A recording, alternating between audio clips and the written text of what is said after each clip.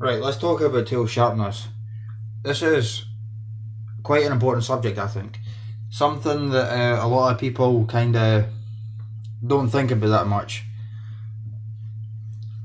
So, really, when it comes to blades, they should be sharp. Now, there are exceptions. I think there are some blades that aren't really meant to be that sharp. Certain kind of kitchen knives, I think it's called a boning knife, I believe it's not meant to be that sharp, but it still should be sharp. Now, of course, there are some knives that don't need to be razor sharp. Yeah, I personally quite like all my tools to be razor sharp, and I mean all of them. That's not, of course, that's not necessary for all knives or all tools, but for most of them, to get the best performance, they should be sharp as they can be. They should be at a decent angle, depending on what the tool is. You know, obviously, if it's a chisel or a plane, it probably should have a 25-degree angle on it. Though I may be mistaken, I believe that's the angle that most planes and chisels are set at. Not all of them, of course. There's different kind of chisels and different kind of planes. I'm no expert, but all I know is they should be sharp. Kitchen knives too. If you have a blade, bottom line is it should be sharp. Preferably with a mirror polish like this on this Granfors Brooks. But that's not necessary. You don't have to get your knife screaming sharp. It doesn't have to make the hair pop off the arm, although that is preferable. So why is it so important to have a sharp knife? You know, you've probably got a bunch of dull knives and it's probably cutting, it's probably getting the job done. So why is tool sharpening so important? Why is it so important to have a really good edge on that knife or that tool or that chisel or the plane or the axe? It simply comes down to it's a lot safer and more efficient. Yeah, you heard me correctly there. Sharp tools are actually a whole lot safer than dull tools.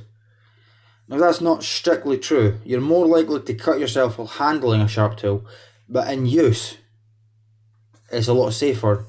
Now I'm going to try and explain. If this knife, this is just a kitchen knife, if this knife is very, very dull, what are you going to do? Are you going to be able to just glide it lightly over the piece you want to cut and it's just going to, it's going to cut perfectly? Or are you going to put a lot of pressure onto that knife and you're going to force it?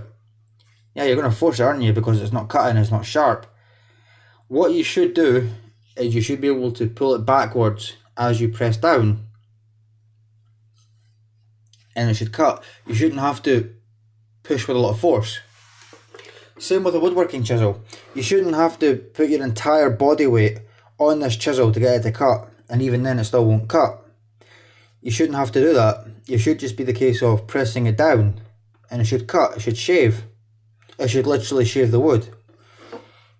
And then again with the woodworking plane, you shouldn't have to have the blade highly exposed.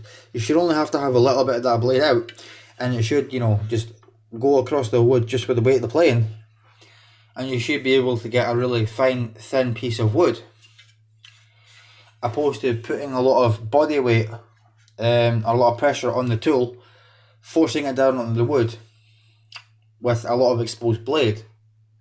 It's a lot easier. Your job will be a lot easier. It'll be a lot safer, and it'll be a lot quicker. With an axe, well, you won't have to chop as many times. You won't have to do as many swings with an axe if it's correctly sharpened and it's in the correct angle.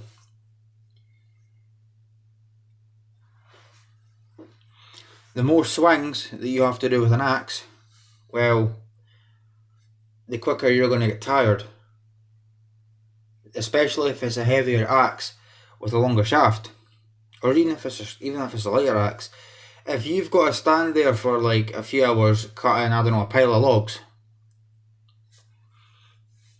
and you've got to do, say, 7, 8, 9, 10 swings per log. Now that's probably exaggerated, but if you've got to do several swings per log, you're going to get tired quicker.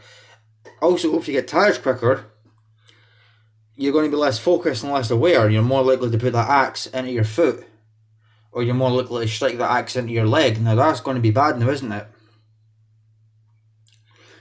And the same goes for a carving knife. You're going to have to put a lot more pressure onto it. So this is why your tools have to be kept sharp. Same if you're opening a package with, say, a Swiss Army knife. You're going to have to put a lot more pressure on that. It's probably going to be a plastic package. You're going to have to put a lot more pressure onto it to cut it or to get it to pierce. If you have your tools sharp, that shouldn't be an issue. Now, admittedly, some of my tools need sharpening right now. This machete, I just got it recently, so it doesn't have the best of edges on it. These don't really come very sharp, so I'm going to have to sharpen it. Not a difficult thing to do.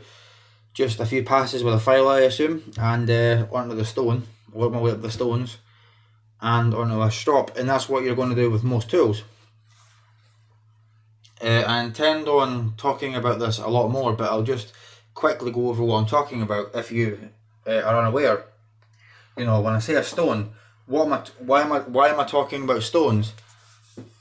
This is a whetstone. This is a Japanese water stone. This is what gets your tool sharp. You start off at the lowest grit that's necessary. This is a 2000 grit. But you start off on a lower grit, you know, the more coarse, you work your way up to the finer stones. Once you're finished on your finest stone, you would then use a leather strop.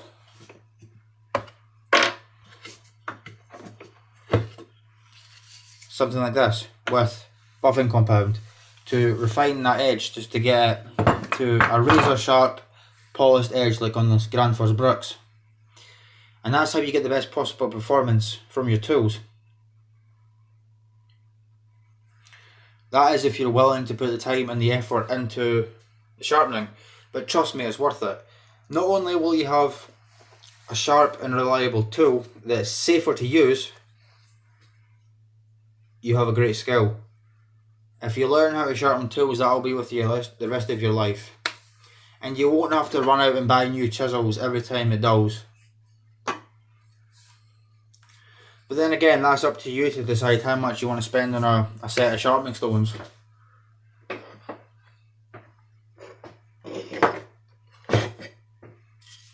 Stone like this costs £20. Not even. That's alright for a beginner. You can pay upwards of hundreds of pounds for a good set of stones. You could even buy a sharpening system. But if you buy a sharpening system, well, they're very expensive and they won't do chisels. I intend on talking a lot more about sharpening tools and knives and all the rest in later videos. Still trying to work out how I'm going to get around to doing that. But yeah, I do intend on talking more about tool sharpening. So stick around if you're interested in that. You know, maybe subscribe, give me a like, give me a dislike actually if you like. I'm not bothered either way. A like would be preferable.